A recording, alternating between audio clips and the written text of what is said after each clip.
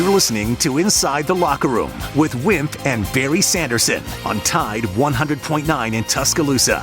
Again, the chance of a few scattered showers, the high 83. I'm James Spann on the ABC 3340 Weather Center on Tide 100.9. It's 67 degrees in Tuscaloosa. Inside the Locker Room with former Crimson Tide basketball coach Wimp Sanderson and his son, former SEC and ACC assistant basketball coach Barry Sanderson. It's time to take you inside the locker room on your home for Alabama sports. Tide 100.9 and streaming on the Tide 100.9 app.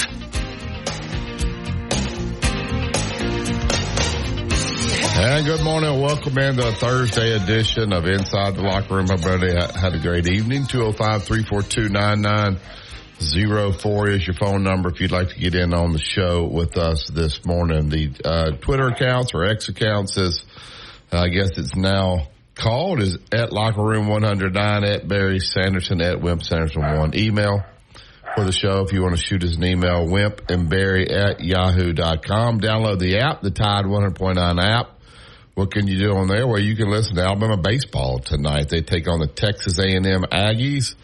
At 6 o'clock will be the first pitch. The number one ranked Texas A&M Aggies. You also can read all the articles. You can send a message to the show, listen to the podcast center, go to the podcast center, listen to all the interviews. So anything, we get that app downloaded. Justin, how many apps, approximately, there's been, 80,000 apps downloaded, we think, or more than that, of the Tide 100.9 app. I think that's a good guess. Yes. So I know it was 60,000 at one point. That was a while ago.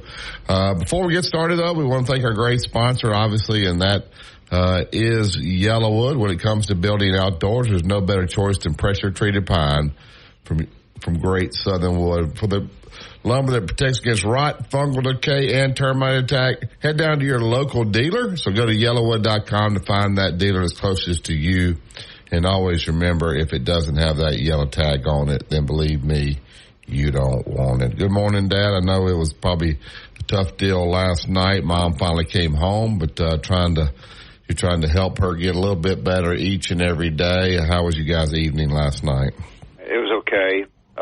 Several things I'll try to give before I give the main topic, I think. Ron Higgins is going to be our guest in the second hour. Can give all you LSU haters some information. As he said last night, I think NIL money for ladies basketball is coming in more than it is for men's basketball or any of them.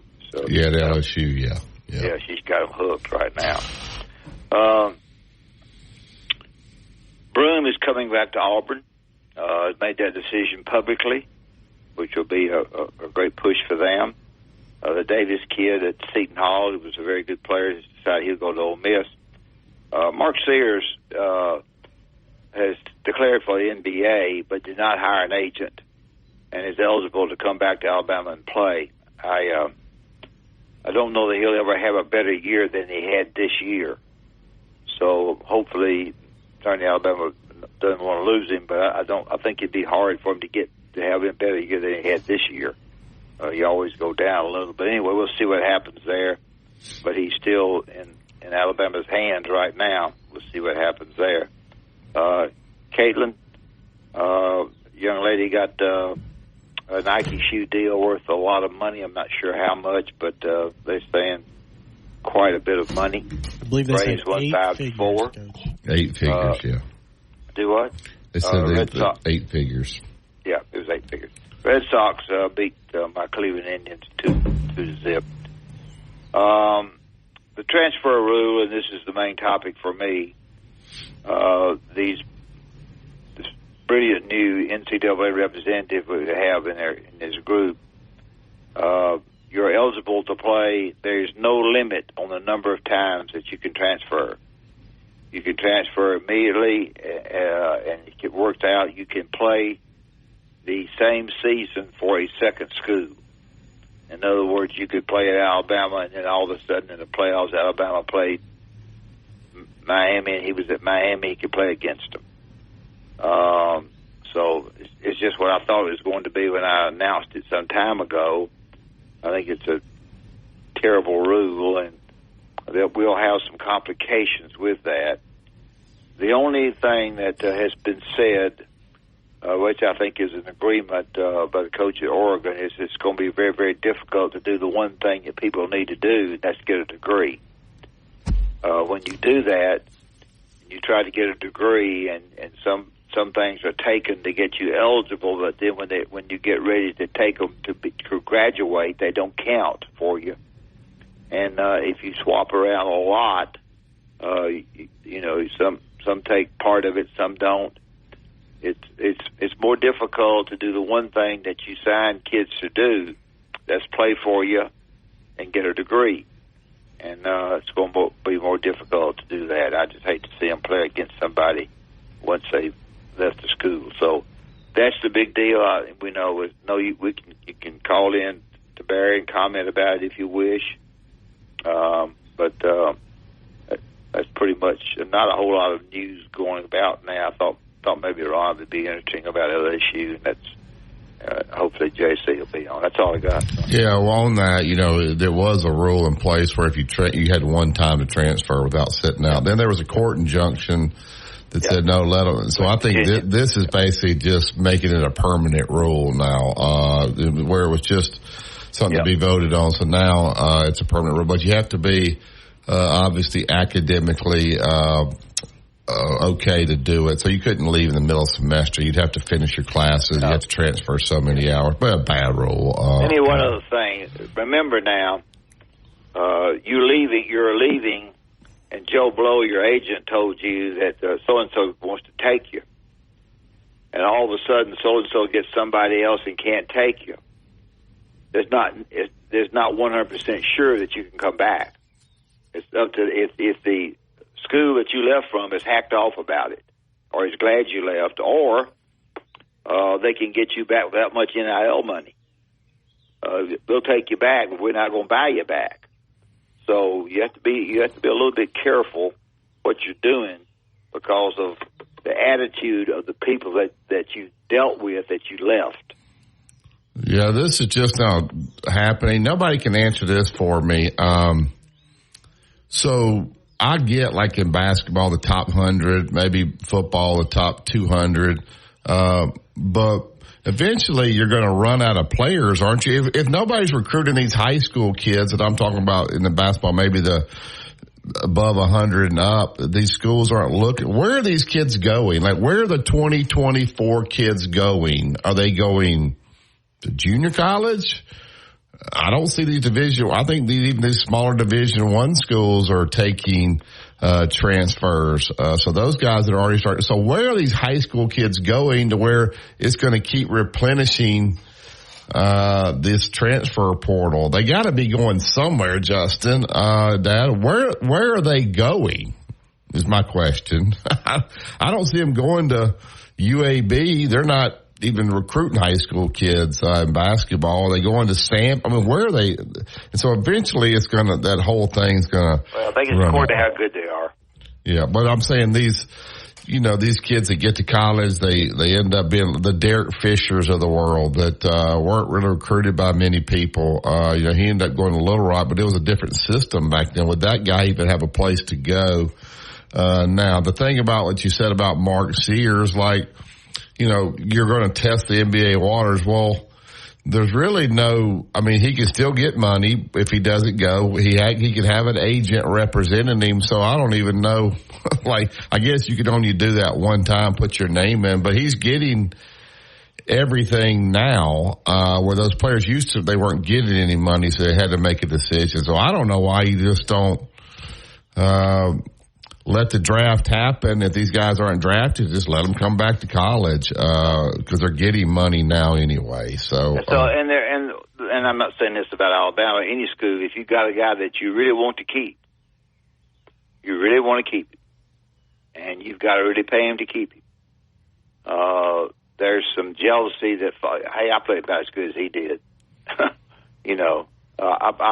I didn't do bad. I played about as well as that guy did. I'm transfer. So behind the scenes, folks, it's a lot. It's a gossip train. It's who might leave. It's telling them that so-and-so said, I have an agent now, and so-and-so told my agent that this is going to happen, and it wasn't true. We talked about fake news yesterday about McElroy, talking about going to that kind of stuff. So it's we got a complicated deal here. Do you think some coaches are different than others?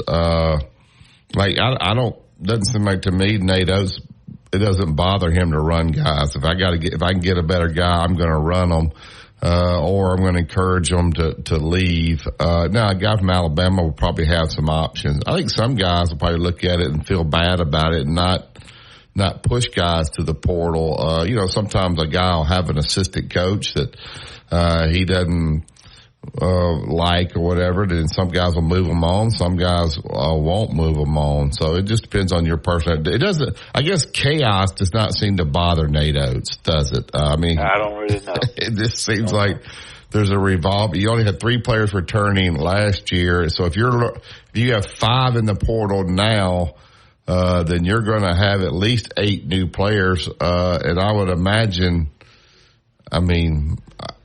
Wagyu, is he going to come back, or are they going to over-recruit him? Yes, I think, when you get ready to go to media day, I look at basketball more. I look at both of them, but as far as picking who's going to be good, who's going to be number 1, who's going to be number 2, that kind of thing to stir everybody up, the SEC in basketball is going to be not in shambles, but it'll be very difficult to feel like that Cal has gotten the kind of players that he had at Kentucky. They've all gone to him at Arkansas, and so they're going to be number 1.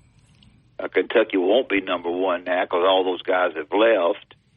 And in football, some degree, it's the same thing in football. The best defensive coordinator, and we'll talk about today with Ron Higgins at Missouri, has moved on to LSU. Yeah, I don't want to use the word lazy, but I think it's made college coaches it's not lazy recruiters, but they're just like, don't even worry about going out. We'll just figure out the portal when it goes through. Don't go see. I think that's true. Don't go see those high school kids. Don't waste the money going over there to see him. We'll just figure out what we need in the portal. We'll just go get it out of the portal. And that, to me, is the high school kid is being punished, in my opinion. 2-minute truck, they're at 1330 Martin Road East. That's where you go pick up your boxes, your packing supplies, whatever you need to make this a smooth move. Whether it's local, out of town, out of state, it's going to be stressful. So let the professionals handle it. That'll take a lot of stress off of you. Give them a call today for the free estimates, 205-247-5050. It's 2-minute truck. Movers who care. Tide 100.9 traffic. Tuscaloosa traffic now from the Townsend Nissan Traffic Center. We are seeing a little more volume on the roadway now, and we still have our accident on eastbound 2059 near Daimler-Benz. Right shoulder is all that's blocked through the area as authorities are still working that scene, and there's no backup that appears to be all that heavy through the area there. Meantime, before you get that far on eastbound 2059, back before Joe Malisham, right lane remains blocked for the road work there. With your Tuscaloosa traffic now, I'm Ray Romero. Here's what's trending on the Tuscaloosa thread. Good morning, it's Mary Kay, live from the News Center, and Earth Day is on Monday, and volunteers across Tuscaloosa County will spend the weekend keeping it green by clearing outdoor spaces of litter during 3 cleanup events. To find out more about these various events, tap our free app. And following the end of the Final Four in Phoenix, the Alabama Crimson Tide men's basketball program. For 15% off your first purchase. Love it or return it for free. That's LUMEdeodorant.com, code 500 to save 15% today. Road tripping, business travel, or bringing your car in for repairs. All great reasons to rent a Toyota at Tuscaloosa Toyota. You can rent the latest Toyota models for a day, a week, or a weekend. Every Toyota rental car comes with 24 hours roadside assistance and is backed by an entire team of people you know and trust. Rent a Toyota and let's go places. Reserving yours is a breeze at TuscaloosaToyota.com. Tide 100.9 Tuscaloosa weather. A warm day today with a mixture of clouds and sunshine. A few scattered showers or storms are possible this afternoon and tonight. The high today 85, tonight's low 65. Tomorrow mostly cloudy. Again, the chance of a few scattered showers. The high 83. I'm James Spann on the ABC 3340 Weather Center on Tide 100.9. It's 67 degrees in Tuscaloosa. Alabama fans are all over the world, and we are too. Download the Tide 100.9 app right now in the App Store and Google Play, and take the Crimson Tide everywhere you go.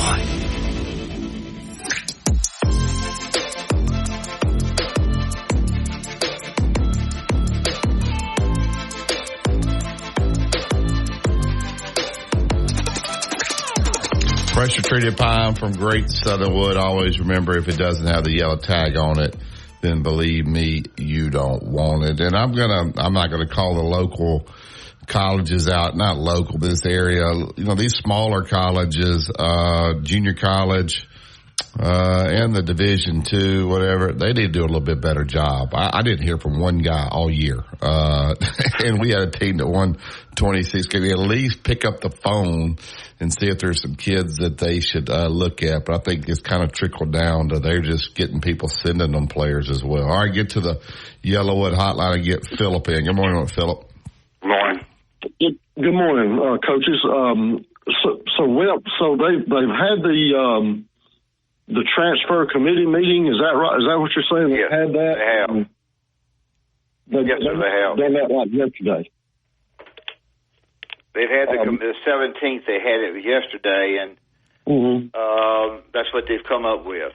So it's. Will, do you know who's on that committee?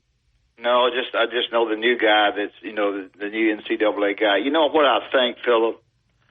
I think when they get in there, because the committee's a dumb committee, they don't know a lot about it. They say to themselves, "Okay, coaches, they're transferring. Coaches are getting better jobs." That's the first thing they say to each other. Right. Well, coaches are leaving, so why can't the players leave? So that's exactly the first sentence that comes out in that. Yes, it is. It is, and I'd love to. I'm going to do some research and see if I can find out who's on the committee, and I'll try to call y'all tomorrow. Yeah, I'd like to know myself, because they fix it. This guy's come in as he's a politician in the East, and Baker. Baker. He's a former governor of Massachusetts. And, you're right. I'm sure he's probably got people from Colgate and and places like that probably on the committee. But you might be surprised. Who's on that committee. It might shock us. You're about to finish up at your third or fourth school, and that third or fourth school is not really caring about some of the things that you've done in 1, 2, and 3 academically, and you don't get a cotton picking degree. Don't get a degree. You're probably owing the government all kinds of money in taxes because of NIL deals you've gotten that you haven't paid your taxes on. That's what I talked to Martin about this morning. Now I'm all if these guys want to transfer like that, then I think the coaches should get together and have a committee with the presidents and the ADs. Where if a guy wants to transfer from Auburn to Miami or Miami to Kentucky or whatever, that's fine and good, but Miami's got to pay Kentucky some money for that. Yeah, well, everybody's lawyering up, as you know. We talk about it all the time, Barrett and I do, that the lawyers are jumping in there on everything, and the suits, they're all worried about getting sued. I hate to see a player play for the University of so-and-so and then a month later play against them. Well, that's what I'm talking about. If that happens, they need to recompensate that other school for that guy doing that. I do think there's a rule like this portal, and Justin, correct me if I'm wrong, this portal window for football, an SEC kid can't transfer to an SEC school and play right away. Now, why do you say that? Well, because they've gone through Kalen DeBoer's system. They know their system, so they went to another SEC. They're taking pretty good information with them. So the SEC is smart enough at least to jump in this window. You can't go SEC to SEC without sitting out a year. It's almost like a no-compete clause. Yeah. So once you're there, so you're not going to have a guy be able to jump from Alabama to Auburn. Right now they'd have to wait till the next portal to do that. Okay. anyway. Well, if the SEC, if these schools can find their member institutions $200,000 for their fans storming the field after a victory, then they ought to be able to figure out a way for School A to pay School B for some frequent flyer that transfers to every when they're going. Yeah, but then it makes it look like you own the kid, and you're paying for him now. It's almost like slavery, Philip. It's not, but you know what I'm saying. That'll never fly. So. But I thought if you wouldn't let them get NIL money or any money, at least for their freshman year, make them come in and learn how to be a college student. Let us watch them. Let's see how good they are and what they're worth and can they behave. After that, then maybe they can get some. But to stop all this front end money. If you transfer, you can't get any money the first year. You got to transfer and you got to earn your keep at that particular school. If you did that, then that would cut down on all these trends. They would say, it's like the NBA now. If you stay at a particular school, if a particular program, you can sign for more money with them than you can when you get in the free agent market. They set it up. It's the Larry Bird rule there. So if a guy transfers, no money for 1 year, that would solve it. Yeah. Well, I tell you, if you get $300,000 NIL money, you better doggone not spend it because you're going to owe the government. You're going to owe the government about $100,000, next tax season. So good luck with all that. I would imagine. I would imagine Alabama has people in place to help these kids with that, but I would imagine every school probably doesn't. So if they listen. Yeah. Thanks, Philip. Thank you. See y'all. All right, back to the Yellowwood hotline. Get Tom in. Good morning, Tom. Tom. Hey, good morning, Coach. How are y'all? Good. Okay. Coach reported that Mark Sears is going to test the waters in the NBA draft, but without an agent, right? Right. Now, let me ask this. In football, in the past, it's always been where Coach Saban made this statement. If you are going to be a first rounder, then I say go. If you're not, come back and get your stock. Now I'm not saying Mark's stock ain't high. Coach, you're right. I don't see how he could have a better year than he already had. But my question is, do they have any idea where he may go in the draft? I mean, do they do an evaluation on basketball players like they do the football players? Do they have an idea about where you would go in the draft? What happens here is that he may not have an agent, but he will have people that want to be his agent call him and say to him, Sacramento will take you, or Lakers will take you, or whoever will take you. If you'll come with me, I can get you this, I can get you that. Now, I hadn't signed up with him. I hadn't broken a rule.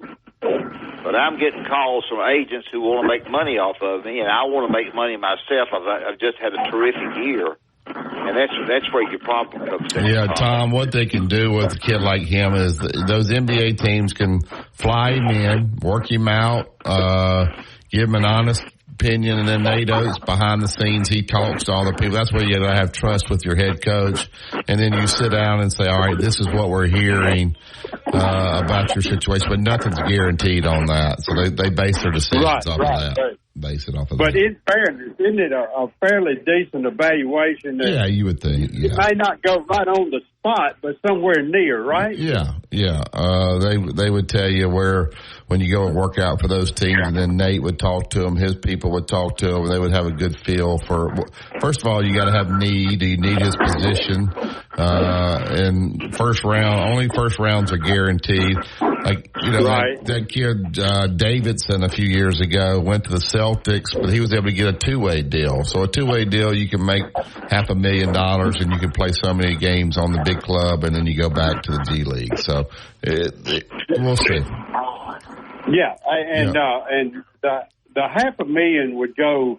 You would sit down and say, okay, if I go with a two-way deal, at worst, I can make $500,000. If I come back to Alabama, I can only make $100,000. So a guy like that probably could make. He got to decide, well, can I make more in NIL going back to Alabama or going to the G League? So you you can get a lot of information from people that you like and trust without signing up with them. Yeah, but they want good news, man. They'll try to twist it to where it sounds good. That's what Betty Ocko did, and he got a two-way deal. All right, Tom, we got to get out. Thanks, sir. I saw also, and I don't know if it was fake news. It was a Twitter account that had like 56,000 followers that Jerry Jones said that Jerry Jones is Arkansas backer, obviously. He said he had a little bit to do with Calipari, that he would double whatever they were paying the freshmen at Kentucky. He would double that NIL money there at Arkansas. So whatever they were getting at Kentucky, he would double it. So, ooh, boy, I tell you what, that's some strong words there, boy. And he could afford it, right? Yeah. I can't wait to get to Arkansas. Yeah, he could double it. So you were getting how much? Oh, I'm just going to double that. I calculated hit times 2, and that's what you're getting. All right, let's talk about Bob Prince and Prince Glover and Hayes. 345-1234 before I tell you what Bob Prince and they're outstanding people. And if you have a problem, a wreck, or if you have an accident, the accident should not have occurred in something else besides the highways, then Prince Glover and Hayes can help you. They'll sit down with you and visit with you and talk to you about exactly what's going on. And then you sign up with them. They will go out and do everything they possibly can to help you. Prince Glover and Hayes, really outstanding people who've been very successful. So I hope that you'll don't have that problem. But I'll tell you something. You get mentally and physically confused. And if you get some help from them, they'll do a good job for you. Prince Glover and Hayes, 345-1234. PrinceLaw.net is the website. Not one penny to sit down with those guys. If they don't win, you don't pay. Listen to Tide 100.9, 1230 AM. Go to drmartypets.com/deal or text DEAL to 511-511. Text DEAL to 511-511. All dogs are unique. Your dog's results can and will vary. Message and data rates may apply. Years ago, Jimmy Rain decided that the best way to advertise Great Southernwood was through coaches. Gene Stallings, Pat Dye, Steve Spurrier, and myself, and many more coaches took to the radio and TV airwaves to tell people that if you're building outdoors, the only way to build is with pressure-treated pine, yellow wood. It is the very, very best. Why? Because all the coaches said yellow wood, pressure-treated pine, protects against bug, termite, and weather. Decking, fencing, play sets, whatever you're wanting to build, just go to the internet, look at yellow wood, and you will find these coaches advertise a great product. If it doesn't have that yellow tag on it, believe you me, you don't want it. It's yellow wood. Inside the Locker Room with Wimp and Barry on your home for Alabama sports. Tide 100.9 and streaming on the Tide 100.9 app.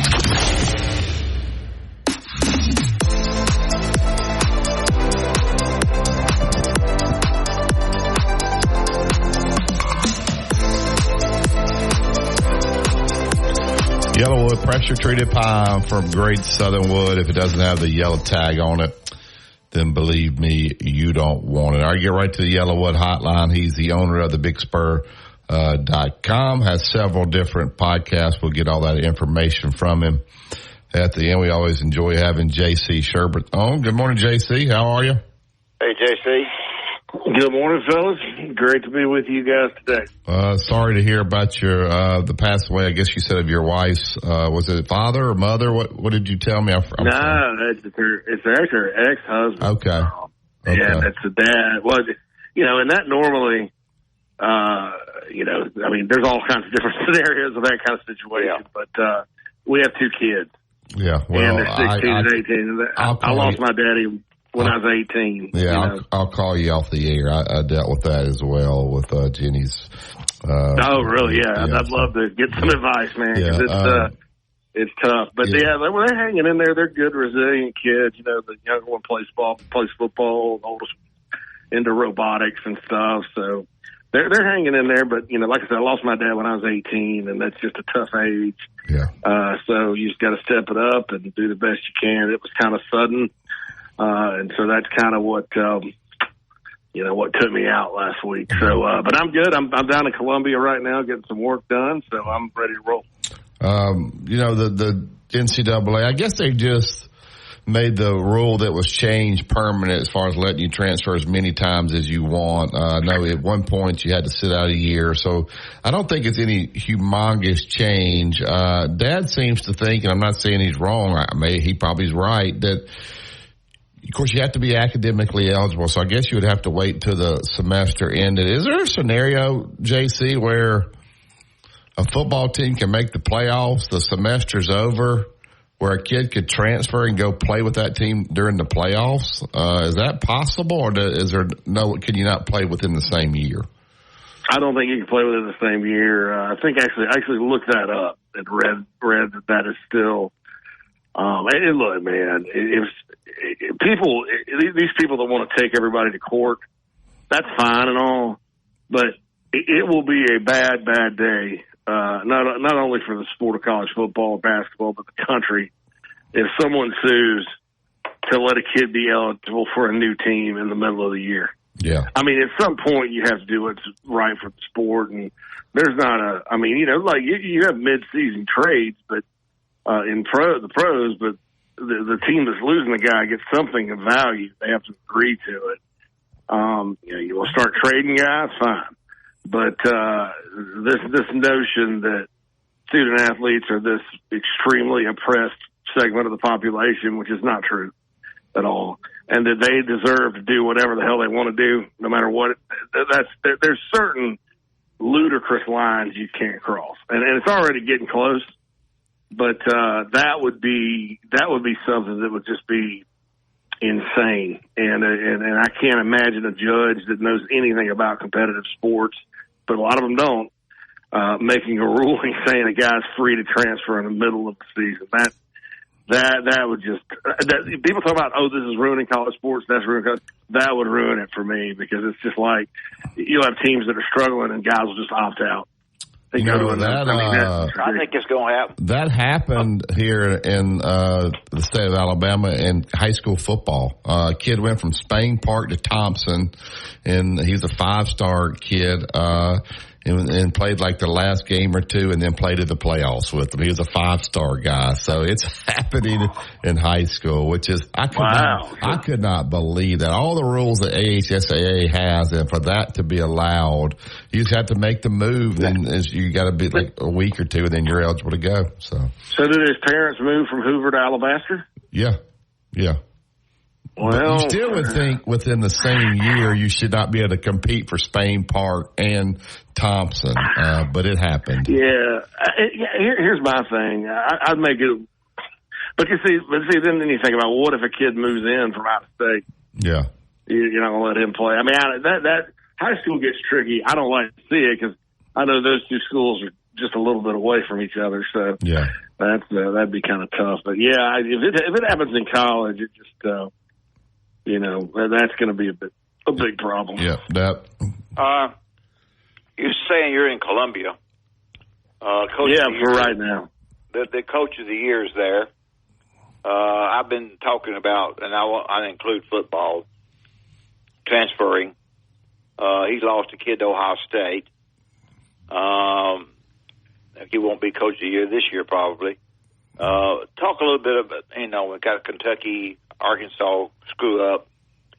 Talk a little bit about South Carolina football and basketball, where they stand for the coming year. Well, football has a spring game this weekend. The biggest thing I got out of spring practice so far is the defense. They really feel like they got a lot of good players out of the portal, but also they return 8 starters, and really everybody that played last year's back. So they feel really good about that side of the ball. You look at their schedule. Yeah, if you look at that side of the ball, you look at the schedule. You open with Old Dominion, but then you go at Kentucky, and then LSU comes to town. Both of those teams have a lot of new faces on offense, so you better be good on defense to start the season if you're hoping to compete in those games. And LSU, of course, comes to Columbia for the first time in like 17 years, so that'll be I feel like they're a little bit vulnerable that early in the season. Nothing against Garrett Nussmeier. I know he's played, but when you lose 2 top 10 receivers and the firepower they did on offense, and they still have issues on defense, that's a trap game for them coming here. Offensively, we'll see. They got their quarterback. They got new running backs. They need some help with receiver badly in the portal. So we'll see how it goes there. I think they're going to be more of a running team this year than a passing team, which is fine. And then basketball-wise, they did get some good news, Barry. You'll like this. Cam Scott, almost a 5-star kid from Lexington, did the rare flip in college basketball. He had signed with Texas and got out of his letter of intent, and he's staying home, coming to South Carolina. So, yeah, and you start looking at it. That's G.G. Jackson, Colin Murray Bowles is from Columbia, and now this kid, that's kind of 3 in a row. And you know that it's very difficult. Coming in good. Yeah, Ellis is coming in. You said Ellis? No, he said the NIL money must be coming in good there in Columbia. Well, for basketball it is. I'm kind of involved with all that. I can't disclose any figures, but it was less than it ended up. He just wanted to stay home. And it's his deal's less than Texas was giving him, but he ain't got to go to Texas. He can stay here. And I looked at his prom pictures, fellas. I don't know that I wouldn't want to stay here too. If I were him. That pretty?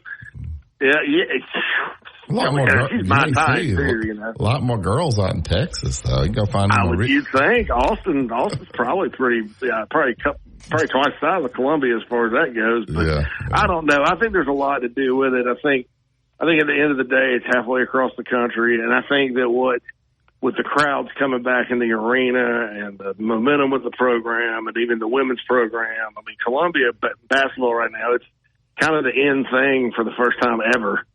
Perhaps since Frank McGuire era. So hats off to them, I think. And I think that Nick Pringle, who just left Alabama, is going to be a legitimate target for them in the portal, too. You know, he's from South Carolina. Right? Yeah, I thought he may go back there, sure.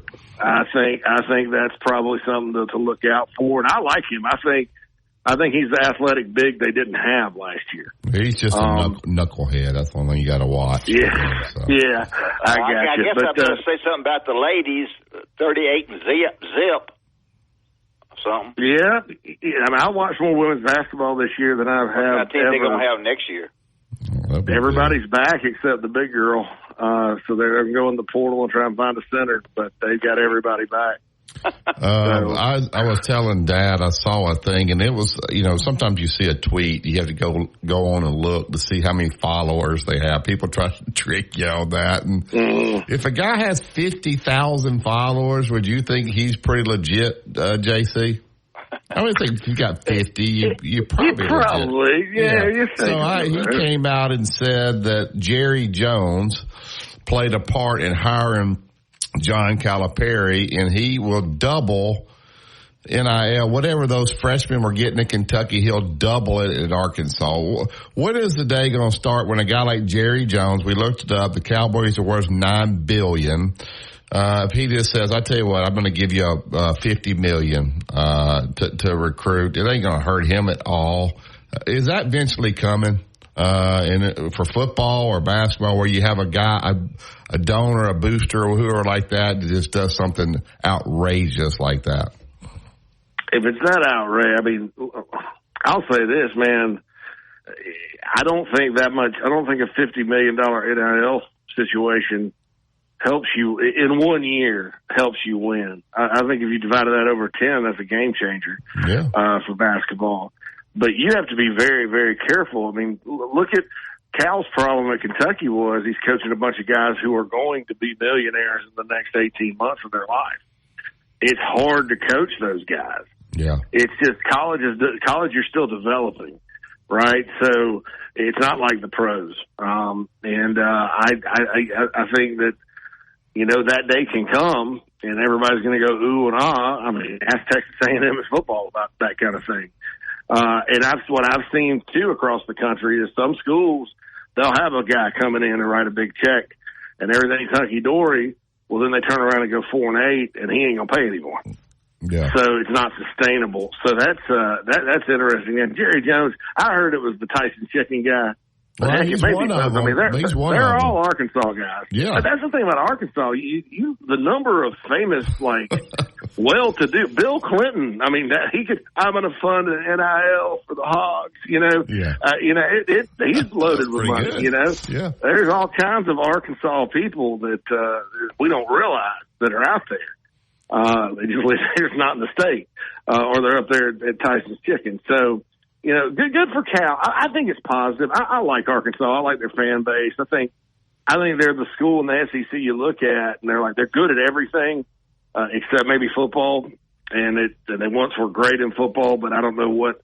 Like now they used to kind of be the outpost that could go get into Texas and get kids. Now they're just part of a posh suburb out there because they're surrounded by SEC schools now. Yeah. So I don't know. Football is going to be tricky for them, but they're good at baseball, good at basketball. They put money into it, and you know I was happy to see it. Do I think it's going to translate into national championships like some people? I don't know, because I think there's something to be said and questioned as to does Cal's way work as far as winning the NCAA tournament. I think you can win, but can you win the NCAA tournament? I don't know. Are these guys, and I'm going to ask you to reveal anything, but are we going to see where a coach gets fired because he made bad investments in NIL, where they give a guy, I don't know, $400,000, the guy averages 3 points a game, and so the boosters that are giving saying, what in the world is this guy doing with our money? That's a bad investment. Get him out of there. Is that day coming? Oh yeah. Yeah. I mean, but I think it's going to be hidden to a certain extent because it's about winning and losing. I don't see a guy going out there and winning 10 in football, going to the playoff, or winning 25 and going to the NCAA tournament basketball at places with, you know, lofty but reasonable expectations. You know, going out there and like the collective or whoever's like, well, you paid them $450 and, you know, it didn't work out. And, you know, we got these guys making 50 and that's why you won. I think that's more of an internal discussion and an adjustment. Because these coaches aren't general managers. I mean, you know, you're going to maybe have to even hire staff to manage all this if it comes in house. Yeah. But, you know, I can't see that happening. But look, you have a high payroll, just like in Major League Baseball. You know, the Mets or whoever goes out and spends a bunch of money, if the manager doesn't win, they'll fire him in the middle of the year. I mean, that's just how it is. And so I think that's what's good. There's going to be a reckoning come to where, you know, because right now with Cal and the $5 million for Arkansas, and everybody's talking about NIL again, especially for college basketball, you know, like they kind of did in football a few years ago. I think there's going to be a reckoning. I think you're going to see, big spends, all these reports of these big spends, and then you're going to go, how'd they do?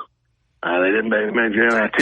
They didn't make NIT, you know, and I think just like in football, you're going to see some adjustments. Yeah, that. You travel around a lot.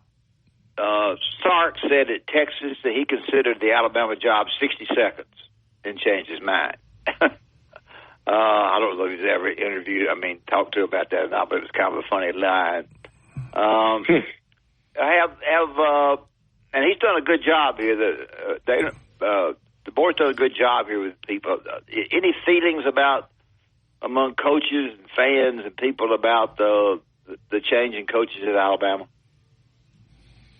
I mean, I think if you look at it on its, you know, I always say this: job, program, team. All right, so last year Alabama was not the best team, but they had the best program. Georgia's probably number 2. You know, the job, Georgia's probably a better job than Alabama, just as on its face. And a lot of this has to do with geography and resources. Sure. Not necessarily history and tradition. That's important, but geography and resources are more important. That's why LSU could go through a year of 20 years of just not getting it right, and then they hired Nick Saban, and they've now been good for 25 because they got the whole state to themselves. It's loaded. You know, it's a loaded state. Alabama, the drawbacks are expectations, and you got to kind of share the state with Auburn, you know, and the population of Alabama is roughly the same as South Carolina. So you got to go either out of state. The state does produce an abnormal amount of high-end talent for a state its size, but and it's a football rabid place, and that's a positive. And Alabama's a top 5 job. But when you're talking about the University of Texas, you know, you have more access to talent just because of the size of that state, and your fan base dwarfs everybody else.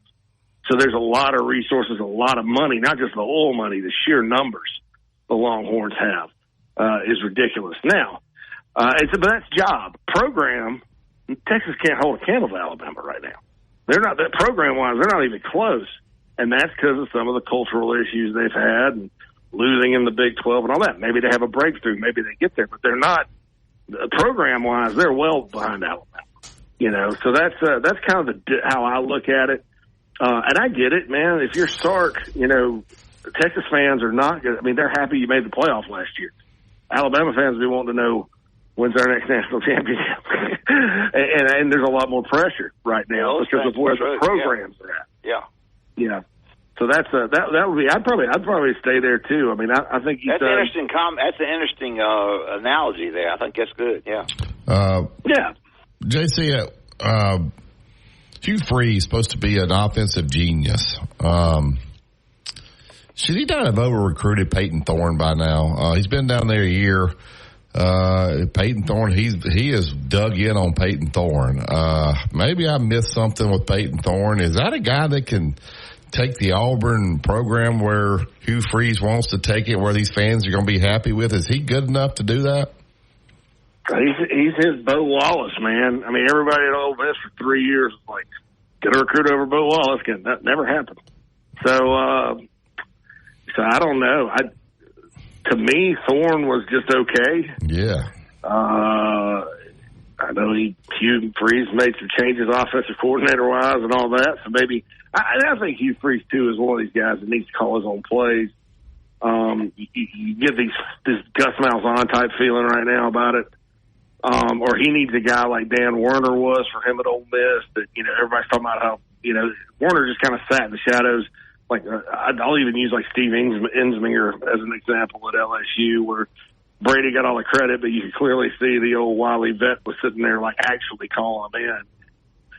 But I don't know. You know, if I were an Auburn fan, I mean, I fully expected them to go hit the portal for a major guy. Brock Vandagriff from Georgia, former 5-star guy, is a definite fit for what Hugh does on offense. Yeah.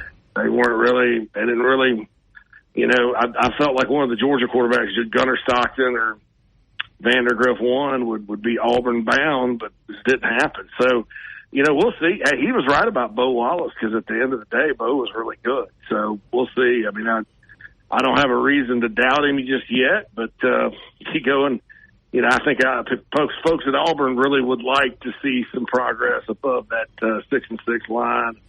You know, see some marked improvement this season. Yeah. JC, great stuff as always. Tell everyone about your podcast and all the things where they can get your great work. Sure. We dropped this is good for your listeners. We had Mike Griffiths from the AJC Dog Nation. You'll see him on Feinbaum sometime. Yeah, we have him on from time to time. Dad loves to get him on because he's controversial. Here's something controversial.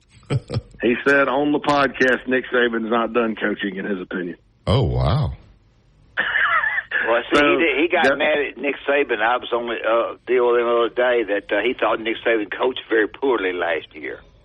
He said that too. Just because of the South Florida game, they wanted to look and see who the second-string quarterback was going to be, and they faltered on that. Yeah, but you got to kind of agree they didn't really put a Jalen Milroe offense in until like 4 games into the season. So that was part of it. Go ahead, JC. I'm sorry. Yeah. Oh, no. I was just going to say, you can go to download the Chief Sports app off the App Store, Android or iPhone, and you can catch that interview. Or you can go to JC and Morgan on just wherever you get podcasts, Apple or Spotify. And that's an interesting interview with him. Hey, JC, don't leave our listeners like that. Where does he say he's going to coach? Is he going to be college or pro? Yeah, tell us. Don't leave our listeners. College. He said college. Now, the only person that speculated about a team was me. I'm the only person that speculated about a team. Where do you think? I said West Virginia. Because that's home. That might be. You might hit something there. I mean, you're right there. It's home. You grew up a Mountaineer fan. You go 3 years. You just like you did LSU 3-4 years. breathe life back into it. And Mike did say this. He said, I'll take a 72-year-old Nick Saban over 3/4 of the coaches. You know what, JC? You always said you thought he would retire after Alabama played that West Virginia game. Maybe he'll be the coach at West Virginia when Alabama comes. That's only 2 years from now. God, we've been talking about that 7 years, I think. But I'm getting old. Barry and I are going to have all kind of calls. We're going to start acting like we know something. Yeah, so he's going to Nick Saban to West Virginia. There you go. Thank you, JC. Wow. Thank you, JC. All right, guys. Thank Y'all you. be good. All right. Wow. Would that be breaking news, Justin? Well, especially if after I guessed and said that he was not going to retire, I could really work. Do you think Nick Saban will get the itch, Dad, to coach again? Some I would say, Barry. Good question. I would say to some degree, yes. Yeah. The only thing is, does he want to? How much? There's a lot of money in West Virginia. Could he get a lot of NIL up there? Yeah, they got the basketball money now because the basketball coach got fired. Yeah. So the guy from Troy, he's still up there, right, Coach Brown? Yeah. Yeah. All right. There you go. There's breaking news. Nick Saban. He stays on the hot seat all the time. Yeah, Nick Saban's going to West Virginia. He'll be there waiting on Alabama, Justin, when the Tide comes up in 2 years. Oh, boy. Yeah. Would that be a tough ticket? Yeah, that'd be a pretty tough ticket. Yeah. You listen to Tide 100.9. It's the home of Alabama sports. Tide 100.9 traffic.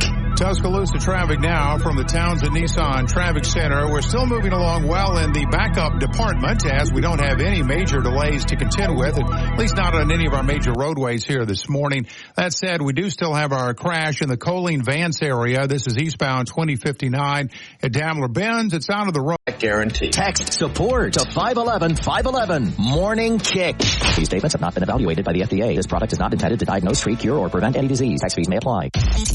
It's the Tide 100.9 30K workday payday. Woo! Win cash every weekday 8 to 5. Here's this hour's cash code. 600. Again, that's 600. The code is 600. Enter that code now on the Tide 100.9 app. Click on the 30K payday button and enter the code for a chance to win $30,000. From the Fox Sports Studios in Los Angeles, here's Eddie Garcia. In the NBA, we had a pair of play-in games in the East in the 7-8 matchup. The 76ers hold off the Heat for a 105-104 win. Philadelphia was down 12 points at the half. They come back for the home court victory behind Joel Embiid's 23 points and 15 rebounds. Miami star Jimmy Butler had 19 points but suffered a knee injury late in the first quarter. It affected him throughout the game. There is concern that he has an MCL injury and could affect him going forward. Philadelphia earns the 7th seed in the East with a win. They'll face the 2 seed, the New York Knicks, in the first round. In the 9-10 matchup, the Bulls roll over the Hawks 131-116. Chicago's Kobe White had a career-high 42 points to eliminate Atlanta. Chicago will face Miami with or without Jimmy Butler. Winner gets the 8th seed and will face the 1 seed Boston. In NHL action, the Stars beat the Blues 2-1 in a shootout. Dallas clinches the number 1 seed in the West with that victory. That means Vancouver will be the 2 seed, and that means they'll face the Nashville Predators in the first round of the playoffs. Inside the Locker Room with former Crimson Tide basketball coach Wimp Sanderson and his son, former SEC and ACC assistant basketball coach Barry Sanderson. It's time to take you inside the locker room on your home for Alabama sports. Tide 100.9 and streaming on the Tide 100.9 app.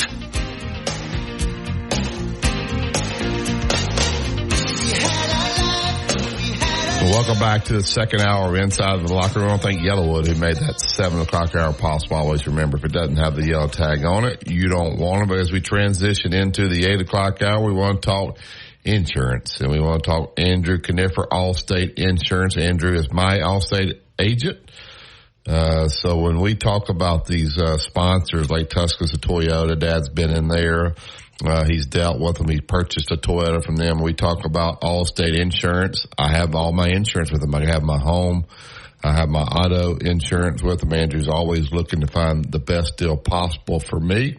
He'll do the same for you. I got a lot of drivers in my house, so we got to look for ways to try to save a little bit each.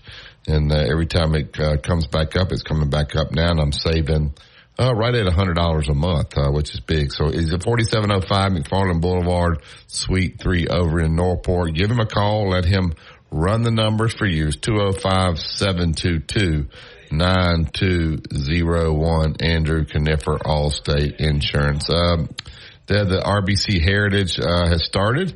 The guys are on the course. Scotty Scheffler is there.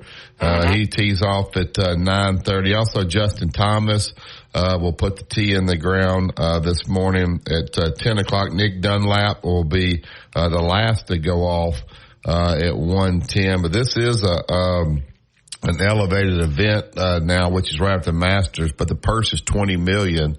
So the winner of this, which is really surprising because I've been to this tournament. It's more like a spring break party than, because a lot of times, the Masters is so serious and this is more of a laid back. It's on the course where there's a lot of houses. So a lot of these guys will have stuff set up in their backyard for people. It's just kind of a hangout deal, but, that is in Hilton Head, isn't it? Yeah, it's in Hilton Head. I got to play there. Jimmy Rain took it's at Harbor Town. Yeah, he took us over there, and the one thing about this golf course, it's just like you said. And if you hit that golf ball in the backyard, you're out of bounds. The white stakes is an out of bounds marker for you people that are watching, and that's stroke and distance. And it slows up play to some degree to go over there and see if that booger bear is out of bounds or not, because it's pretty tight over there. It's a pretty flat course. It's right on the ocean. I think number 18.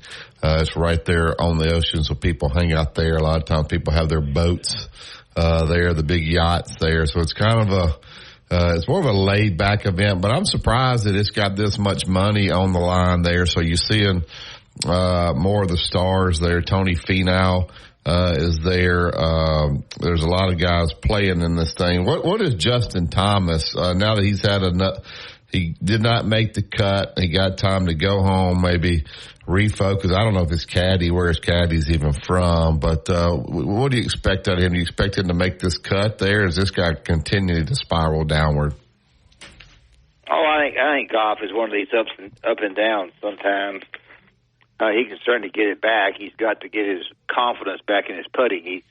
He played so poorly the last 7 holes at Augusta. He just played bad, and I don't know what particularly he's working on. He was looking for, I don't know, I think the change when Bones left him was a little bit more on his side than it was on Bones' side. I think he felt like that maybe I need to change something because I'm not playing quite the way I need to play on my approach shots, and maybe I'm too far, whatever. And then he gets to where he gets at Augusta, and, it was a mess. Yeah, Justin, I want you to chime in on this. I heard a guy ask Gary, call in and ask Gary, maybe, did Nick Dunlap make a mistake by turning pro? Do you think he regrets it? And I would say 100% no. I mean, he's just, he's learning how to play on the PGA Tour. He's made $318,000 in prize money. He didn't obviously get the money for the tournament that he won, but just the experience alone and having a 2-year exempt, there was no other decision. Well, that's exactly right. That's the smartest thing in the world he could do. He gets an exemption, and he gets the feel of playing on there, good, bad, or none of the above. That's the greatest thing for him in the world. He don't need to sit back because he's won. Golf is a game of, trying to get your feel for it. And if you're not in the PGA, if you're not on tour much or not at all, and you go to a course like that and win, you got to play. You're exactly right. You got to play. Yeah, you're right. With the PGA guys, if you're hot, you have to capitalize and try to win and place as high as you can and as many tournaments as you can. I think people are thinking that way, Barry, because we talk so much about football and basketball and NIL, and just frankly, the NIL budget is not there for collegiate golf. Right. So even if he stayed, he would have the deals with TaylorMade and Adidas still, I'm sure. But at least the NIL, he would be capped. He would be limited. Yeah, and so every time now he tees it up, he's got the sponsorship money too. So every time he tees it up, I mean, he had one tournament, he finished pretty high. He made $200-something thousand. So I think just to the experience of playing, he'll learn how to approach these tournaments. He'll get comfortable with his caddy. If not, he'll probably make some changes there. But there's somebody who was saying he just needs to surround himself kind of with people like Scotty Scheffler that where all he has to worry about is golf, his game, and they'll let them handle all the other things. But this is a 20-year-old kid, Dad. So I think he's got a long career ahead of him. His caddy is from Montgomery. In fact, his caddy gave me a lesson, not knowing that he was his caddy back a long time ago. So he plays there where Scott plays. Yeah. And so he's fine. I mean, that's, perhaps you make a little money and you're in PGA and you're getting used to playing and you're going to get better. I think it's fine. It'd be hard for me to say as I'm pulling out of Augusta that I made a mistake after pulling up there and playing at the Masters. I get to play in the U.S. Open. I can go to the British Open. I can play in all these tournaments. Yeah. You'd have a hard time convincing me that no mistake. That was the wrong move for him because that opportunity doesn't come very often. These guys, for him winning, it came a lot sooner than he probably expected. All right, Tuscaloosa Toyota. We talk to those guys each and every week. They got the special going on right now. Buy 3 tires, get the 4th tire for $1. If you go to TuscaloosaToyota.com, you can look at the new vehicles, the used vehicles, schedule a service. You can rent a Toyota right there on the website. You also order a part. But go to TuscaloosaToyota.com. Swing by Skyland Boulevard. See Justin, see David. They're doing a ton in the community. We talked to Justin about that yesterday. But swing by there today and tell them that Wimp and Barry sent you. Listen to Tide 100.9. It's the home of Alabama sports. Tide 100.9 traffic. Tuscaloosa traffic now from the Townsend Nissan Traffic Center. The minor accident we had in Vance this morning is cleared. Eastbound 2059 at Daimler Benz never caused much of a backup there anyway, and now it's gone altogether. Our drive times are in pretty good shape. If you're traveling along 2059 from the 359 to Skyland, that's an 8-minute drive. When you see it. More importantly, when she sees it. InsuranceOsmond.com. McFarland Boulevard between Edgar's and local routes. Road tripping, business travel, or bringing your car in for repairs. All great reasons to rent a Toyota at Tuscaloosa Toyota. You can rent the latest Toyota models for a day, a week, or a weekend. Every Toyota rental car comes with 24 hours roadside assistance and is backed by an entire team of people you know and trust. Rent a Toyota and let's go places. Reserving yours is a breeze at TuscaloosaToyota.com. Tide 100.9 Tuscaloosa weather. A warm day today with a mixture of clouds and sunshine. A few scattered showers or storms are possible this afternoon and tonight. A high today 85, tonight's low 65. Tomorrow mostly cloudy. Again, the chance of a few scattered showers, the high 83. I'm James Spann on the ABC 3340 Weather Center on Tide 100.9. It's 69 degrees in Tuscaloosa. You're listening to Inside the Locker Room with Wimp and Barry, only on Tide 100.9 and streaming on the Tide 100.9 app.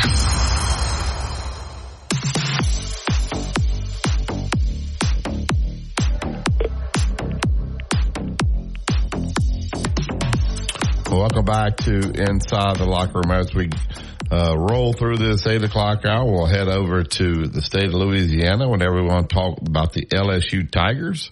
We always go to Ron Higgins, so we appreciate Ron being on. You can go to his Twitter account, Ron Higg, RONHIGG, if you want to give him a follow. Good morning, Ron. How you doing, sir? I'm good, Wimp. How are you? Barry, Ron tells me last night that the defensive coordinator that he hired from Missouri, he had fired before. Is that not right, Ron? Yeah, he was a linebacker. I think he was a linebackers coach here before on Ed Orgeron's last staff, and he didn't retain him. And then Missouri hired him, and he became defensive coordinator, and they improved a whole lot in 2 years. And he hired him back as a defensive coordinator. He's probably making about a $1.5 million more than he was as a linebackers coach. I would have liked to see how that job interview went. But yeah, he's the guy that Brian Kelly wanted as defensive coordinator. LSU's hired a whole new defensive staff from last year. They put some big money out, and they got guys they wanted, and then they got virtually every coach they wanted to get. They got. So we'll see if the defense is any better. At the spring game this past weekend, on its first 3 possessions, LSU's first team offense scored touchdowns on its first team defense. So that wasn't a good sign. The defense needs some help in certain positions. They're in the portal right now looking for some more defensive tackles. Possibly from last year, of course, they were so awful on defense last year. I mean, it probably helped Jaden Daniels win the Heisman because LSU had to score a ton of points every game for them to win. So, but offensively, they'll be good. They're a good looking bunch offensively. A little bit different than last year as far as what they do offensively, but nevertheless, they're pretty good. So Nussmeier he'll be the starting quarterback this year for him, Ron. Yeah, he could be the starting quarterback, and he looked good in the bowl game. He looks comfortable now. The son of Doug Nussmeier, longtime coordinator at different places, including Alabama. You can tell he's the son of a football coach. He's real smart, knows where to go with the ball, a lot of poise, runs the offense really well. It's nice to see. It's always fun to watch the guy get better every year, even as a backup, and he's done that. And he was ready to, when it was time to assume the role, he was ready to assume the role. I think he's a redshirt junior. He's been here a while, and he's been ready for it. And so he looked really good in the bowl game. He looked really good all spring, and so he's very comfortable. I guess that defensive coordinator, he probably said, there's no way I'm going to work again for Brian Kelly. And he said, wait a minute, he's going to pay me how much? I guess I could forgive him. Is that how it went, Ron? And the Blake Baker, the defensive coordinator, he's from Louisiana. He played at Tulane. And I think his wife, wanted to come back here also. But when he was here before, he was good. I mean, he turned a guy named Damone Clark, who's an average linebacker, into a second or third round NFL draft choice. And Damone Clark is a starting linebacker for the Cowboys now. So the guy's a really good position coach and did a good job at Missouri the last couple of years as defensive coordinator. And that's who Brian Kelly wanted, and he got. So yeah, but it's nice to come back to a place where they didn't really retain you, and you come back with a huge raise, and they love you. Yeah. So, Ron, on another subject, I mean, when I was coaching, I wore a plaid sport coat. Nobody said much about it. Your girls' basketball coach, you tell me, is getting all kind of NIL money. I don't know whether it's wearing a plaid, whatever she wears or not, but she's taking things by storm, hasn't she? Yeah, Kim Mulkey. She always had a eclectic wardrobe when she was at Baylor, but Baylor is a Baptist school, and you really can't really turn it loose. And once she got back to Louisiana, she really turned it loose. There's this designer in Baton Rouge, and her company's called the Queen of Sparkles, and she tapped into Kim, and Kim wears a lot of her stuff. But if with Kim, she only wears that at games. And like you once said, Wimp, you wore a plaid because all of a sudden it became a gimmick, and people recognized you and brought attention. I mean, it was a good thing. I mean, it got people. They knew who Alabama basketball was by you and your plaid coat. Well, same thing with Kim and her outfits. LSU women's basketball was dead in the water before she got here. When her second year, she wins a national championship. This year, she goes to the Sweet 16s and regional finals again. So, and she only wears it in the games, and it's kind of like her battle armor. When she puts that on, she's ready to go. But otherwise, when you see Kim Mulkey, she's usually without makeup, and wearing a pair of T-shirts and shorts. She's more comfortable in doing that than putting all the glam stuff on. But compare that to the men's basketball before Barry asks something. What's the deal with men's basketball? Matt McMahon is a very laid-back dude.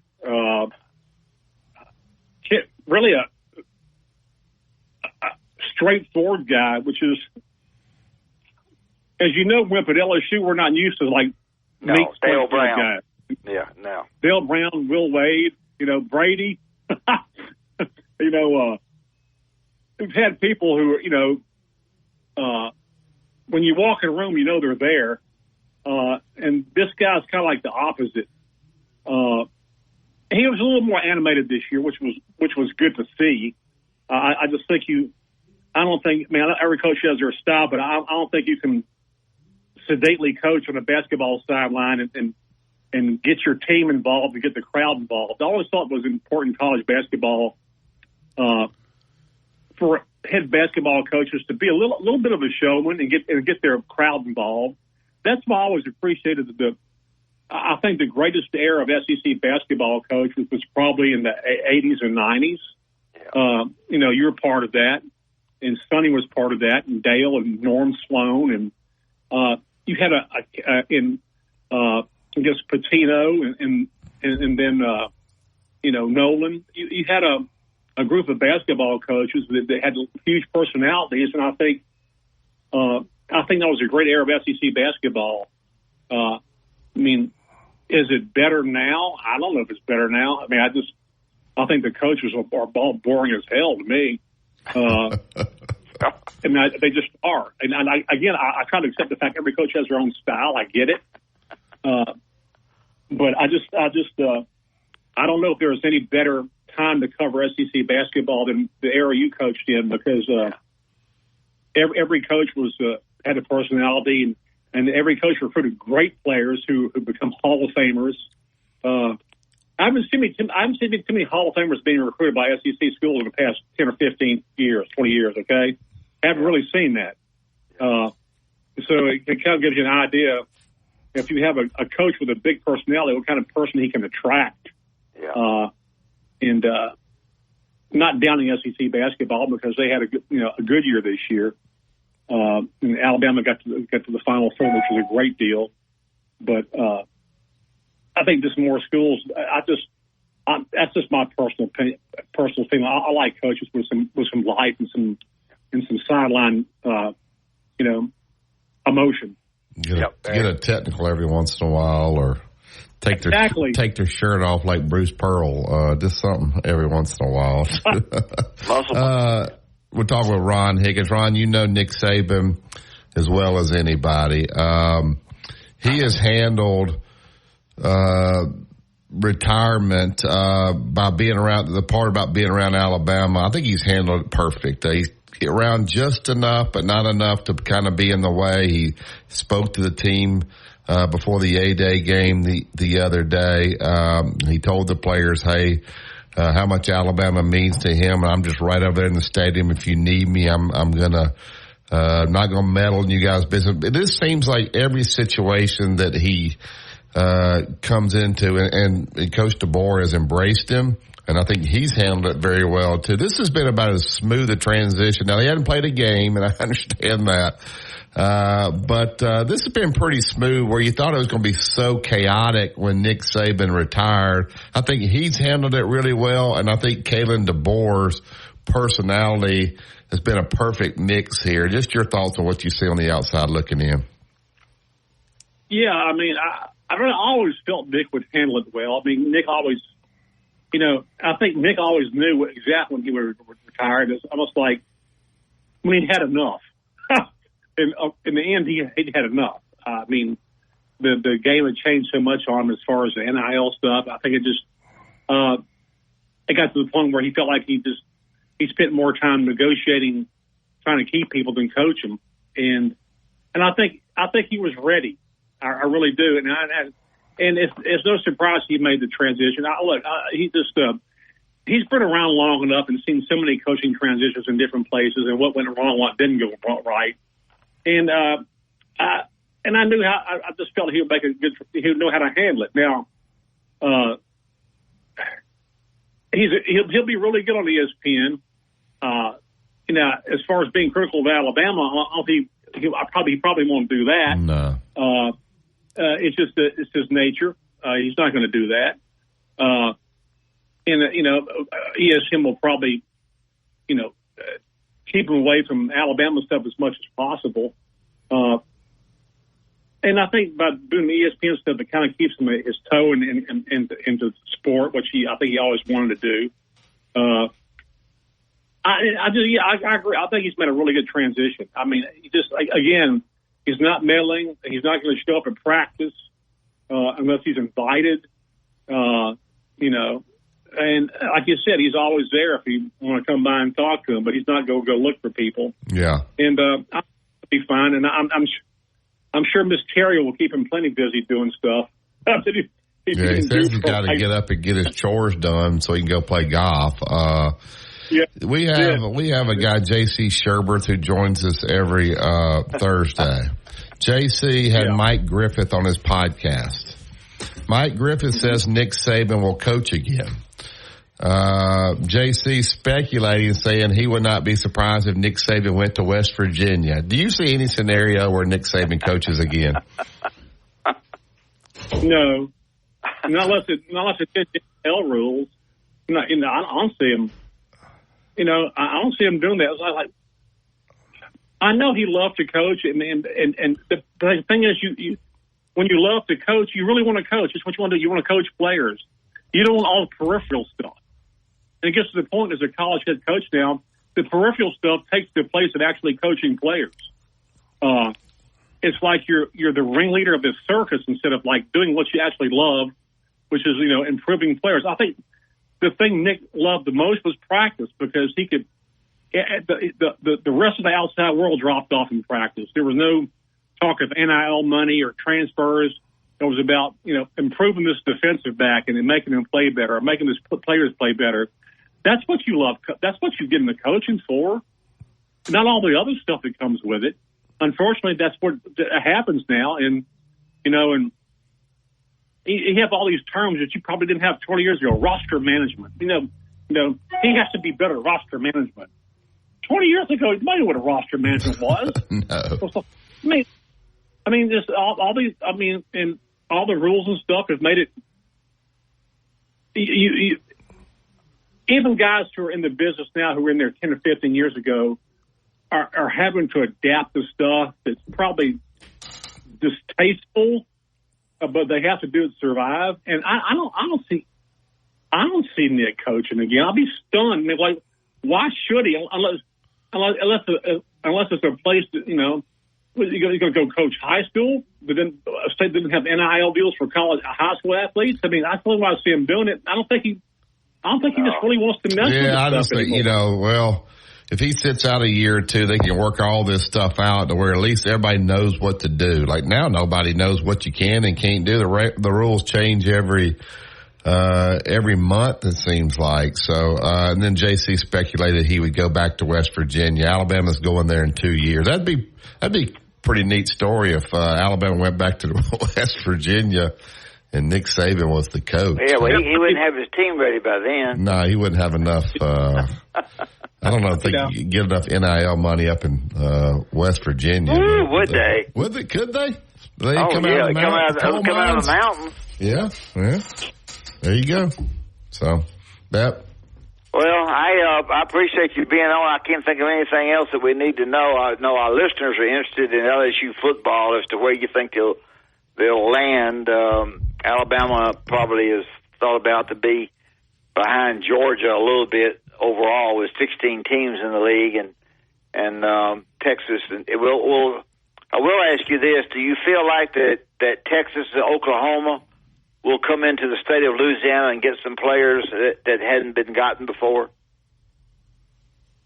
No, not really. Maybe I think Texas, probably not Oklahoma.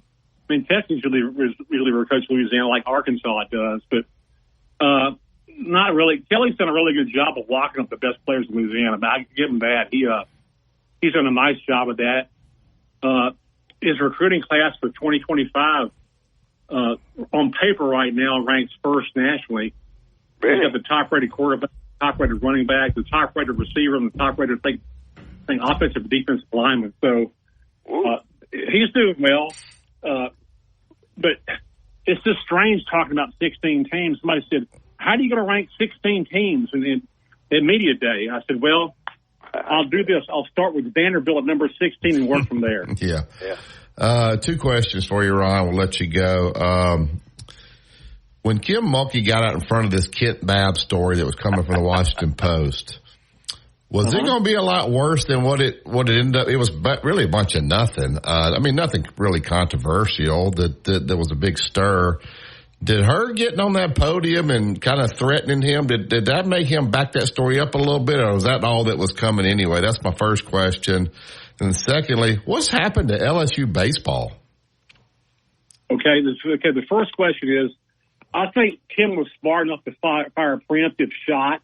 Yeah. Maybe didn't really know what was coming, but she kind of put it out there, and I'm sure those Washington Post lawyers went over that story with a fine-tooth comb. Yeah.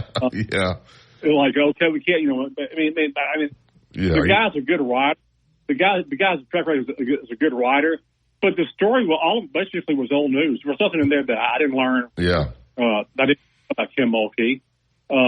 So in that sense, she was really sharp to fire that preemptive shot. She's kind of savvy like that. Secondly, LSU baseball, I guess it's kind of like Ole Miss when they had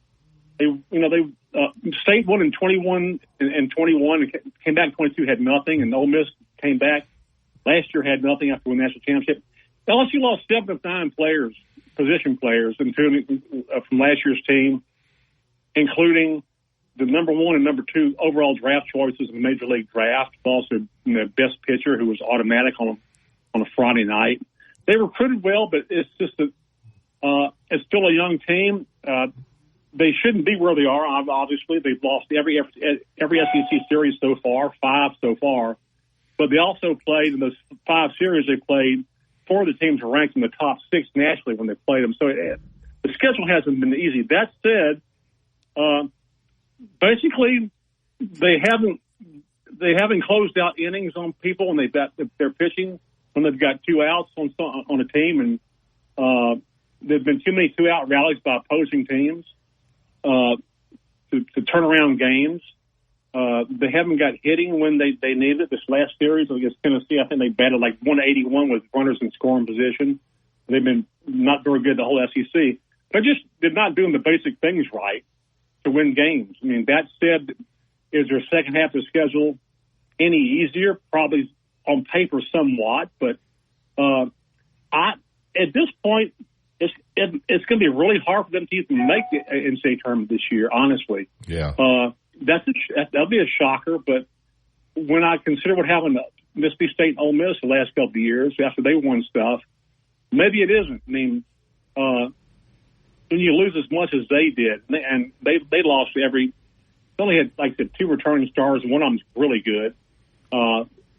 They just lost too much. They couldn't replace it in a year. And I think LSU fans they're not happy about it, but they know what they had last year. They know what they lost. They kind of understand it. But they're not going to be as understanding next year if this happens again. Yeah. We'll give you 1 year, too. They'll start grumbling. All right, Ron, tell everybody where they can find you and get all your great stuff. They go to ShreveportBossierJournal.com. I'm on there, ShreveportBossierJournal.com. That's a free website as well as my own website, theronhiggins.com. It's also a free read there. So there's no paywalls, and you can just dial up and look at it. Thank you, Ron. Great job. All right, guys. Take care. Appreciate it. Thank you. All right. He didn't have Nick Saban coaching again, so. No, but it was a good job. He did maybe a great we should job. start a poll, Justin, whether we think Nick Saban will coach you. All right, let's talk about Bryant Bank before we get to break. Well, you want a traditional banking experience? The Bryant Bank is the place for you to get it, whether it be in Tuscaloosa for the 4 locations there in Birmingham, several locations, and around the state of Alabama. Bryant Bank has been a bank that really started off in Tuscaloosa in 2005 and really looks after the people in the state and in their cities, tries to help the schools, tries to be your bank. When you walk into the bank, you not only see a nice bank, but you also see a banker very, very knowledgeable and one that's ready to help you. They've got around-the-clock online banking, which is very, very important. They darn sure that they look after your money and things, but the fraud attempts are occurring all the time. If you want to buy a home, certainly they can help you with that. So Tuscaloosa is lucky to have 4, but if you're near Bryant Bank, or not, if you're not near Bryant and you need a new banking experience, then go by Bryant Bank and tell them that you heard Barry and I talk about it on Inside the Locker Room. All right, we'll open up the phone lines the rest of the show, so dial us up 205. To all participants, volunteers should check in at the Rock Quarry Boat Landing on Lake Tuscaloosa. Learn more at Tuscaloosa.com/loveourlakes. Road tripping, business travel, or bringing your car in for repairs. All great reasons to rent a Toyota at Tuscaloosa Toyota. You can rent the latest Toyota models for a day, a week, or a weekend. Every Toyota rental car comes with 24 hours roadside assistance. Off select laundry appliances with Spring Black Friday savings in-store and online at the Home Depot. How doers get more done. This report is sponsored by the Crohn's and Colitis Foundation. Years ago, Jimmy Rain decided that the best way to advertise great Southernwood was through coaches. Gene Stallings, Pat Dye, Steve Spurrier, and myself, and many more coaches took to the radio and TV airwaves to tell people that if you're building outdoors, the only way to build is with pressure-treated pine, yellow wood. It is the very, very best. Why? Because all the coaches said yellow wood, pressure-treated pine, protects against bug, termite, and weather. Decking, fencing, play sets, whatever you're wanting to build, just go to the internet, look at Yellowwood, and you will find these coaches advertised a great product. If it doesn't have that yellow tag on it, believe you me, you don't want it. It's Yellowwood. Follow the Crimson Tide on their journey to another national championship. Touchdown, Alabama! On your home for Alabama sports, Tide 100.9 and streaming on the Tide 100.9 app.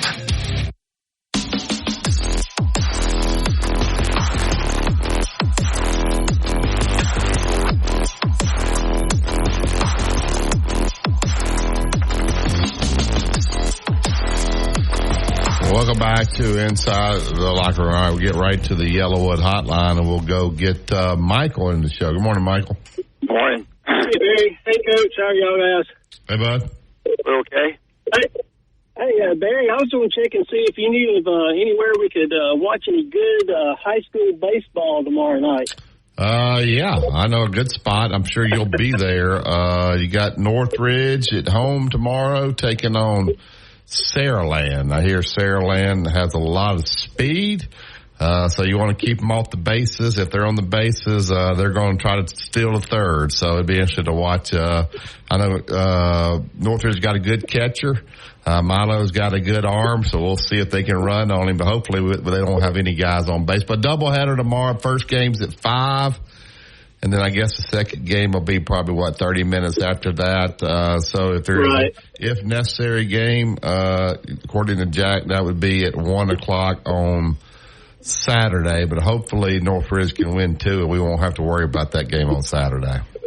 I'm hoping that's the case, too. I did a little bit of looking, and one thing that I noticed is the scoring averages are pretty even for the two teams. Yeah. Saraland scoring a little bit more a game than Northridge is. But one thing that I noticed was kind of interesting is Northridge averages scoring more runs in the bottom of the 7th inning than Saraland does. But hopefully we won't need to score runs in the bottom of the 7th inning to get 2 wins tomorrow night. Yeah, they've ended up having, really good season. They played a lot better here on the back end of the season, taking those 2 out of 3 from Hillcrest, I think, kind of energized them, and they kind of cruised through the rest of the area. And so hopefully they pitched well. They've had some timely hitting there, some games where they hadn't hit as well, but the games they've needed to, they have hit. So I'm looking forward to some great baseball tomorrow night at Northridge. So get out and support these guys. One thing that I wanted to throw in there, I'm not sure if you know about it or not, but they're the first 100 students that buy a ticket tomorrow night to come to the game will get a free Ridge baseball T-shirt. There we go. And they are also providing for as long as it lasts. They're not going to keep buying it all night long, but for whatever they bought, there will also be free pizza, and both of those are. For anybody who's listening that needs to know, that's for students who purchase a ticket. Yeah. So you can't be in the outfield crew and get free pizza or a T-shirt. You got to come in and buy a ticket. So. All right, I can't come tomorrow night, but would you get that? Buy me a T-shirt. Yeah, I'll get you a T-shirt. Get you a Northridge T-shirt. So I'll try to sneak one out of there. So, Michael, we appreciate all you do. Michael's there every game. Dad, every time there's like a right-handed hitter, he'll run to the right side. We can get him face on. And then the left-handed hitter, he's got to run the other side. So it seems like we have a righty, lefty. Like you get a lot of exercise during the game, Michael, running back and forth. Yes, once they changed the lineup to where we've got right, left, it put a little extra wear and tear on the knees. Maybe I'll tell Jack to start batting right-handed. That way you won't have to run around as much. So I appreciate everything you do, Mike. I look forward to seeing you out there tomorrow. Yes, sir. See you tomorrow. All right. If you're looking for a photographer, Michael, there, just shoot me a message there. I can get you in contact with them. He does an absolutely outstanding job there for Northridge. So we look forward to some good high school baseball. I know ACA has a home series. I'm not exactly sure when it starts, tonight or tomorrow.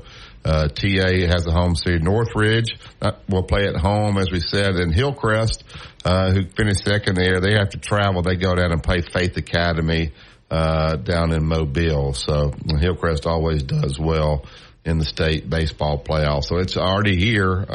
So hate it that Jack has not gotten to pitch this year, but he has gotten hit, and his average is moved. I just looked at it. It's gone up to 404. So I'll give him a little plug there. He's pushed his average up and hitting the ball pretty well. So he's got to be a part of it. As soon as the baseball is done, he'll have the minor little surgery the next week. So hopefully it'll be, not anytime soon. But if it were to not win this weekend, then he would be up with Lyle Kane on Tuesday getting that procedure taken care of. All right, we'll take this last break. We open up the phone. We can take another phone call or two here if you guys want to jump in. We'll look back at the RBC, find out who's on the course, who's leading that right now, and also maybe talk a little transfer portal, what we think will end up happening with some recruits coming in, right, Justin, this weekend. Aiden Holloway will be up here in Tuscaloosa this weekend. We'll see if Alabama can get him. They have 2 scholarships available now, so they certainly will be signing somebody. That's the Tide 100.9. This is the home of Alabama sports. Tide 100.9 traffic. Tuscaloosa traffic now from the Townsend Nissan Traffic Center. As we start to wind things down for this Thursday morning drive, we really aren't looking at too much on the board. No major accidents or breakdowns, and our backups from just minimal at this point. Now, we do have the road work along the eastbound lanes of 2059. Or return it for free with Lume's 60-day money-back guarantee. That's LUME deodorant.com, code 555 to save 15% today. Tide 100.9 Tuscaloosa weather. A warm day today with a mixture of clouds and sunshine. A few scattered showers or storms are possible this afternoon and tonight. A high today 85, tonight's low 65. Tomorrow mostly cloudy. Again, the chance of a few scattered showers, the high 83. I'm James Spann on the ABC 3340 Weather Center on Tide 100.9. It's 71 degrees in Tuscaloosa. 2-time state champion and 2-time NIT champion Barry Sanderson breaks down the latest in sports on Inside the Locker Room on Tide 100.9.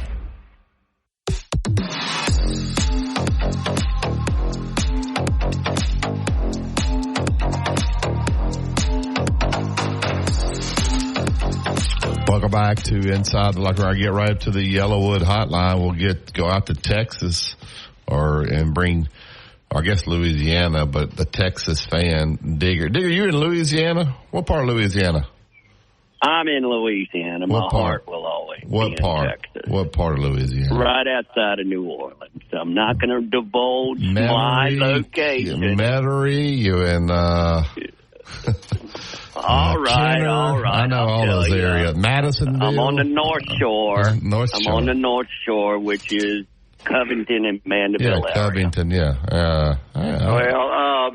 Sark said that he thought about the Alabama job for 60 seconds. Yes. That's all? Well, look, the guy's from California. You're never going to take the gnarly out of a California kid. I told you. Yeah, you're not going to get the all shucks out of Bama Gump. Come on. If Nick Saban would have called and said, come, he would have done it. They say, in other words, in Alabama, they say all shucks. Is that what you're saying to us? What do y'all say? Yeah, we don't say all shucks. Lord, my, what do y'all say?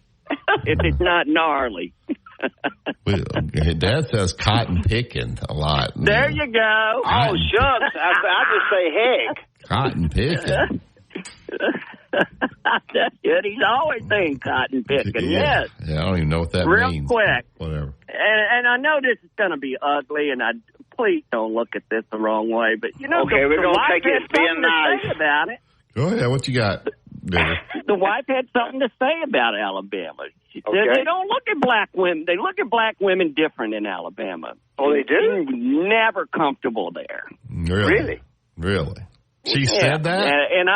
And I'm being dead serious. I used to have a black partner as a cheerleader, and I called her and asked Wendy. I asked Wendy about it. Said, well, something bad must have happened in Alabama for her to say that. Because I usually thought they were glorified. But he went to Atlanta and came back. It couldn't have been that bad. Why did he come back? We got a racial argument now. Yeah, I don't know about that. Right. I don't know, man. It's unfortunate that it got reported. It didn't reflect well on her. It hasn't been reported until you said it. Nobody's reported that. Shucks. Nobody's reported that, Digger. Oh, Digger. You tried to stir up something. You're not, look, and you're not getting all of their stories. If it's negative in Alabama, you're not getting it. I guarantee you that. You reported it. Nobody Oh, reported no. You think I made this up? Yeah. I'll tell you what, you were smart not to give your location. Yeah. No, real now quick. I know why you weren't going to give your location. With that coming I want to share this with you about this. Right. Again, this is an NIL deal. Okay. You know, I think there's a sinister plot against these universities. They don't care about these players coming in. They want the guy to get a degree at that university for the notoriety. Because if you call any alumni office on these universities, they're going to want them on the payroll or on the dole for donation. Players don't give back, though, much. They don't give back. I don't know. Few, very this few. This is my point. Yeah. Scheffler went to Texas, just won the Masters. They lit up the Orange Tower for him, and guess what? What's that? $1 million donation. Yeah, he's different. And he's from Jersey. He's different. Okay? He's cut different. Yeah. He's different, so. Thank you, Digger. Later. Boy, you did a great job for us today, Digger. Shucks. We'll let Tom have the last word. We got about 2 minutes, Tom. Tom's going to have a big word, I bet you. Yeah. Hey, I'm gonna call. I got a question about something y'all were saying about Justin Thomas and his golf. I'm on the call tomorrow because it's gonna take a while. Well, okay. Give us something to chew on. Is Justin Thomas gonna make the cut this weekend? I don't know about that, but I tell you what, I wanted to bring something up that I heard Ken Venturi say one time, and that is, if you're playing and you're winning, keep playing. Don't take off and go hide out. Keep playing. And, Coach, I think that's some of what's wrong with Jordan Spieth and JT. They got to the point where George's hurt. George got a hurt hand. Yeah, but he played at the Masters. Yeah, I think he played with it hurt because it was the Masters. I got it. But anyway, I wanted to take that up, what Venturi said, and see what you thought about it. Sure, we'll be glad to. We got all the answers on this show. Yeah, just ask. We got Nick Saban going back to West Virginia. I get that. Yeah. So, all right, Tom. Thank you, sir. See y'all tomorrow. Thanks, Tom. All right, tomorrow it is. All right, that's it for today's show. We'll get out of here. Justin, we've left you with enough crap to clean up, so you can get all that cleaned up between JC dropping a bomb that Mike Griffith says that he will coach again. So I'll give you something to chew on the rest of the day. So if you lose a little steam, just talk about that. That's it for today's show. Alabama baseball tonight. Get out and support these guys. They're playing well. Big opportunity tonight. I saw the projection has them as a 2 seed right now, which will make them travel. But if they can maybe win this series, they have a chance maybe to get a 1 seed there. So, which is very important to be able to play, right there on your home field. So get out and support them. 6 o'clock first pitch tonight. If you want me to, sit at your home plate tickets, just, send me an email, wimpandberry@yahoo.com. We'll take those off your hands. You listen to Tide 100.9. It's the home of Alabama sports. Have a great day, everybody.